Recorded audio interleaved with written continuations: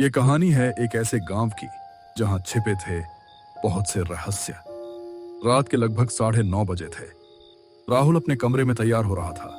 तभी उसके पिता सुरेश कमरे के दरवाजे पर आकर खड़े हो गए। इतनी रात को कहाँ जाने की तैयारी हो रही है?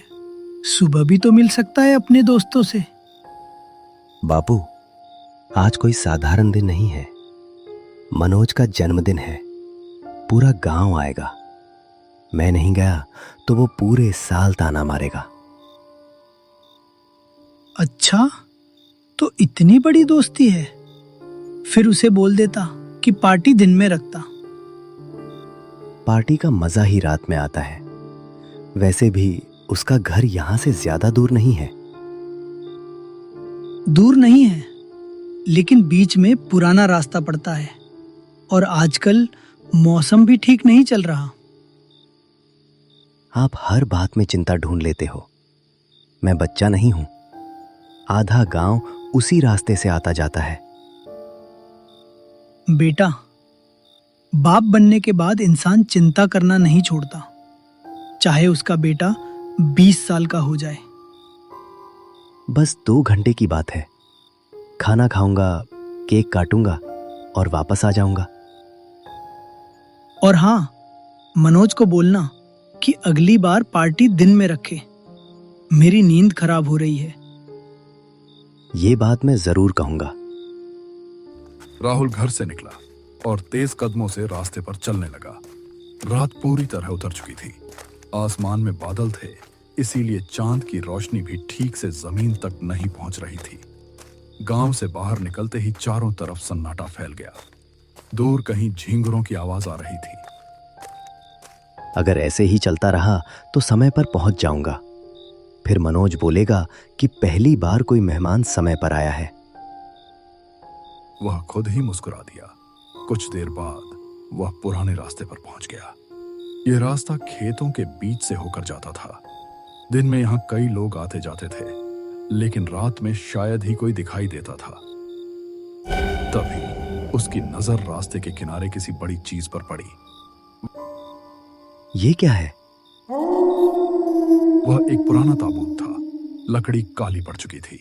किनारों पर लोहे की जंग लगी पट्टियां थीं। और सबसे अजीब बात, ताबूत का आधा हिस्सा मिट्टी में दबा हुआ था। ये यहां कौन छोड़ गया? वह धीरे धीरे उसके पास गया। आसपास कोई नहीं था। न कोई घर, न कोई आदमी, न कोई आवाज। सिर्फ वह और वह ताबूत। राहुल ने झुककर उसे ध्यान से देखा।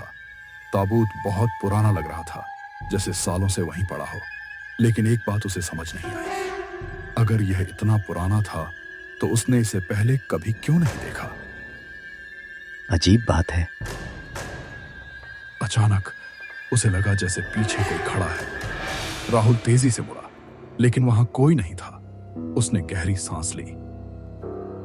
लगता है बापू की बातें दिमाग में घूम रही हैं।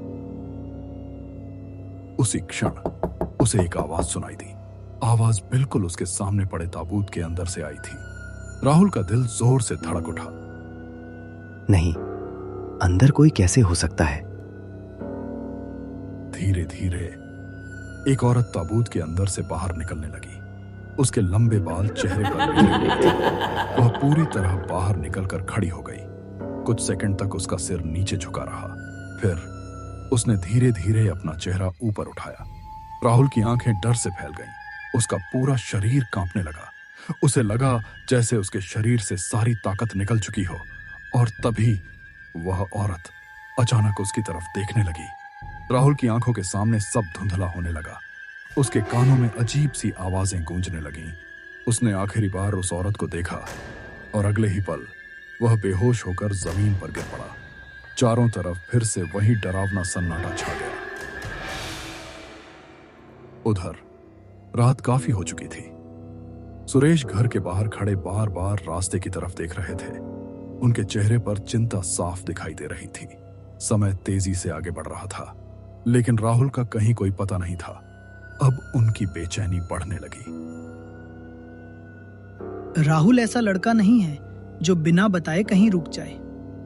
उसने जाते समय साफ कहा था कि 2-3 घंटे में वापस आ जाएगा। मेरा मन बार बार कह रहा है कि कहीं ना कहीं कुछ गड़बड़ जरूर हुई है।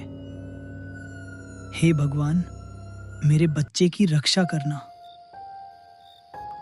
सुरेश ने घर का दरवाजा बंद किया और उसी सुनसान रास्ते की तरफ चल पड़े जिस रास्ते पर कुछ घंटे पहले राहुल गया था।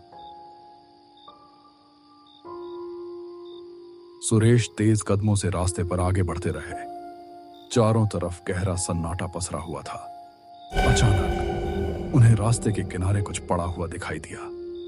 सुरेश का दिल जोर से धड़क उठा और अगले ही पल उनके चेहरे का रंग उड़ गया। राहुल? वह पूरी ताकत से उसकी तरफ दौड़े। राहुल जमीन पर बेहोश पड़ा था। उसके कपड़े मिट्टी से सने हुए थे। चेहरे पर डर साफ दिखाई दे रहा था। राहुल बेटा, आंखें खोल। लेकिन कोई जवाब नहीं मिला। फिर अचानक राहुल की उंगलियां हल्की सी हिली। सुरेश की आंखों में उम्मीद लौट आई। धीरे धीरे राहुल ने आंखें खोली, लेकिन जैसे ही उसकी नजर सामने पड़ी वह घबराकर पीछे हट गया। नहीं, मेरे पास मत आना, मुझे छोड़ दो। राहुल, मैं हूं बेटा, तेरा बापू। राहुल कुछ सेकंड तक उन्हें देखता रहा। फिर उसकी सांसें धीरे धीरे सामान्य होने लगी। बापू? हाँ बेटा, मैं हूं। क्या हुआ था यहां? तू इस हालत में कैसे पहुंच गया? राहुल का पूरा शरीर अभी भी कांप रहा था।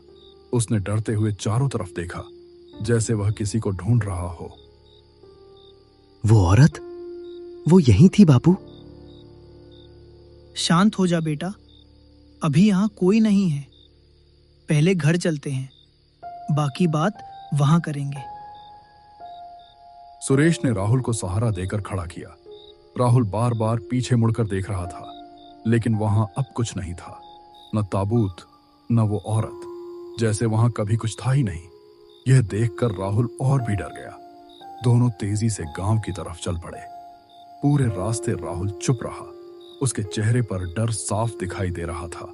उधर सुरेश के मन में भी कई सवाल उठ रहे थे, लेकिन उन्होंने कुछ नहीं पूछा। करीब आधे घंटे बाद दोनों घर पहुंच गए। घर पहुंचते ही सुरेश ने दरवाजा बंद किया। फिर राहुल को चारपाई पर बैठाया, उसे पानी दिया। कुछ देर बाद जब राहुल थोड़ा संभला, अब मुझे पूरी बात बता बेटा, जो कुछ भी हुआ। बापू, मैं रास्ते से जा रहा था, सब कुछ सामान्य था। फिर मुझे रास्ते के किनारे वो पुराना ताबूत दिखाई दिया। सुरेश को भी महसूस हुआ कि शायद उस पुराने रास्ते पर कोई ऐसा रहस्य छिपा था जिसे वर्षों से दफन रखा गया था। उसी समय गांव से कई किलोमीटर दूर घने जंगल के किनारे बनी एक छोटी सी झोपड़ी में एक तांत्रिक अपनी साधना में बैठा हुआ था। कमरे में कई दीपक जल रहे थे। चारों तरफ राख के घेरे बने हुए थे। तांत्रिक की आंखें बंद थीं। वह लगातार मंत्रों का जाप कर रहा था। अचानक उसके सामने रखा मिट्टी का दीपक अपने आप बुझ गया। फुर्र, कमरे में ठंडी हवा का झोंका दौड़ गया। तांत्रिक की आंखें तुरंत खुल गईं। उसके चेहरे का रंग बदल गया। नहीं, ये नहीं हो सकता। इतने सालों तक वो बंद थी, फिर अचानक उसकी शक्ति कैसे जाग गई? वह तेजी से झोपड़ी के बाहर निकला। आसमान की तरफ देखने लगा, जैसे किसी अनजानी शक्ति को महसूस कर रहा हो। अनर्थ हो गया। वो ताबूत से बाहर आ गई।